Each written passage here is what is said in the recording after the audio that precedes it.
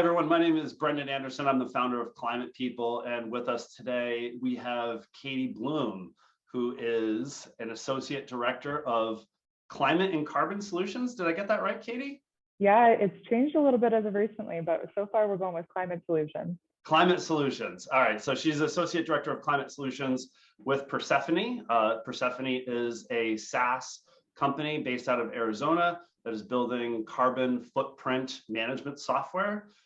We can talk a little bit more about the company and your work there, but thanks for being with us today. And obviously, just want to say on behalf of everybody at Climate People, and I know the people at Persefoni are really excited to have you. Thanks for taking your talents to the climate space.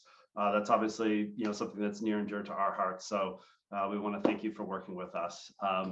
Welcome. So we have just a few questions. Natalie, I'm going to introduce you as well. So you can ask Katie a few questions, and then we'll circle back at the end.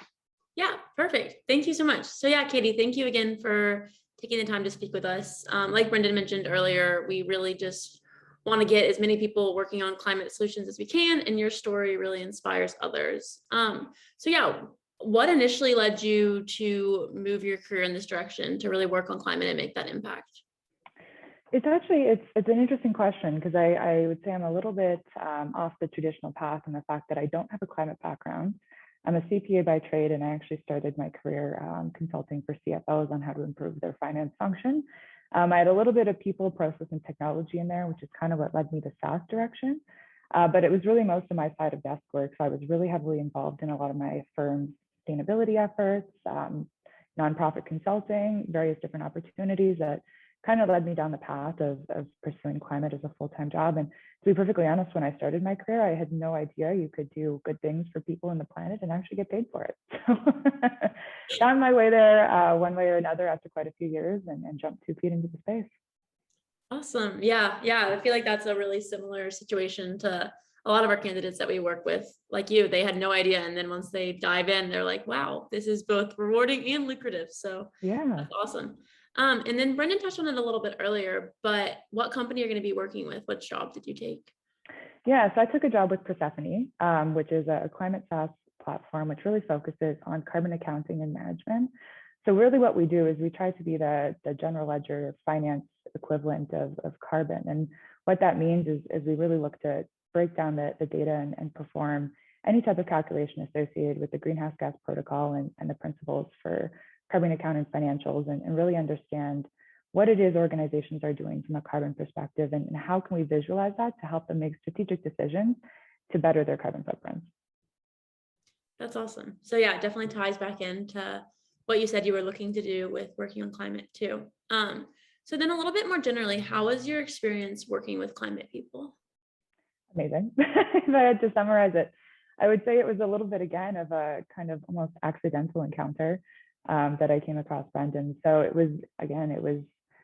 there were no expectations going into it. I was really just curious as to understanding what the cross-border, I come from Canada and I actually relocated for my job with Persefoni.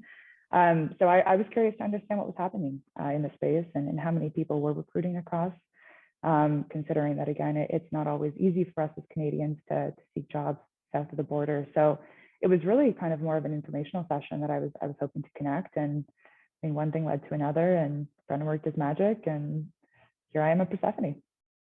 Awesome. Wow. That's so crazy how those things just line up like that. Yeah. I have a question that I'd like to ask for prospective candidates that are looking for jobs in the space. Is there any advice that you would have for those people who either they want to make an impact in climate, they're not sure how? Any advice from somebody who's gone through this experience before, where somebody might be able to start, and what are some of the things that you found that were helpful for you throughout this journey and this process? Because I appreciate what you said about meeting with me, but you were interviewing with other companies too, right? So can you share a little bit about your experience and any advice that you would have for people that are looking to move into the space? Yeah, it's a tricky question, and it's one I love to give advice on. Just again, if you've been there, it's best to help those that are in the same spot and looking to progress. And really for me, I think I was pretty aware of the fact that I didn't come from the climate space. I came from more of that traditional finance and accounting background, and tried to round out my experience or bridge that gap as much as possible. So I pursued a further education, not necessarily an MBA or anything to that extent, but even something like the SASB FSA credential course, or did a diploma program for the University of Toronto. Again, just trying to prove that not necessarily that I had the knowledge required to get the job, but I was really interested and eager to know more and apply myself and actually learn in the space. So again, it was really trying to position myself as being a candidate that might not, again, come with 5-10 years of sustainability background, but I had other tools in my pocket that would prove beneficial to any organization. So it was trying to tie, again, my background as the finance and accounting, even from a reporting perspective. I mean, that's a huge part of the space right now with like SASB and TCFD and just your broader ESG or sustainability reports. So I really focused on those elements or my skills that, again, were mostly transferable. And part of the biggest thing for me was actually just having conversations, getting to understand what people were seeing in this space. I normally call it the Wild West for more than one reason, but it's really, nobody has a consistent career path in this space yet. It's not like becoming an accountant or a doctor, even a lawyer, where there's a really defined educational or first few years of your career path. And it works against you and to your advantage in the fact that it's really what you make of it and those connections and conversations you have, and just positioning yourself as best as possible. Yeah, that's really good advice. It's interesting because it's not a sector. No. It's an entire, it's a movement of an entire economy, which requires all kinds of skills, all kinds of professions. And for people who really want to take their skill set and their professional experience into the space, there's a place for everyone here, but that journey to get in is different for every single person. Oh, for sure. I mean, even our customers today, and even in my previous roles, there's no consistency across who you talk to. It could be someone in the finance department. It could be someone in an actual sustainability team. It could be someone in marketing. It's really sustainability and climate change span every part of the business. So it's not necessarily looking for the role that specifically has that sustainability title, but the team that's going to get you there and allow you to work on something you're interested in. And did you, I think going back to maybe the earliest beginnings of how this started for you in your previous jobs, was it the upskilling that you did first, or did you happen upon sustainability within your job and then led to you getting upskilled? Yeah, it was, I would say both. I was funny. I was still pursuing the further education when I actually got the job. So I hadn't actually even finished, which I think, again, goes back to that point of just proving the interest or showing the intrigue and learning more, and not necessarily having the skills of the more of that educational point behind you. But again, I was really lucky in the fact that it didn't necessarily come out in my, is what I was hired to do in my previous roles before I got into this space. But it was really looking, again, for those sustainability opportunities and understanding if I could play a role on some type of committee, or if there were specialized projects that were going on internally to understand how do we reduce our footprint within the office space? Do we implement or look for those reusable water stands versus trying to hand out mugs so that people are less likely to come in with water bottles? So it really started small. And again, it wasn't necessarily on my list of things to do in a regular day, but it was something I was passionate about and just found the way to get involved. And again, that kind of allowed me to tell the story of why I wanted to be in the space, is because I was seeing it firsthand. Yeah, that's fantastic. Well, we're certainly glad that you did. I think the last thing that I wanted to ask you, at least as it relates to this career transition, were there any networking groups or organizations that you found particularly helpful through that process of finding a full-time job in the space? Yeah, well, I mean, previous to actually, I guess, seeing you and finding you for the first time with Women in Climate Tech, that was more of a, I guess, post migration into the space type of networking opportunity. But it was really, again, it came down to the people that were in my circle that I'd seen either go to other places, or at my first firm, they had an internal CSR team that I was pretty hand in hand with, and even just asking them about their network. So it was really kind of that more organic approach that I had in the space. And to be honest, I find it to be a little bit of a gap. And I think there's more organizations that are seeing that and coming out and trying to support everyone in the space. But when I first started looking, to be honest, there wasn't a ton of resources out there. So hopefully that we see less and less of that as the time goes on. But yeah, for me, it was a little bit more of an organic approach.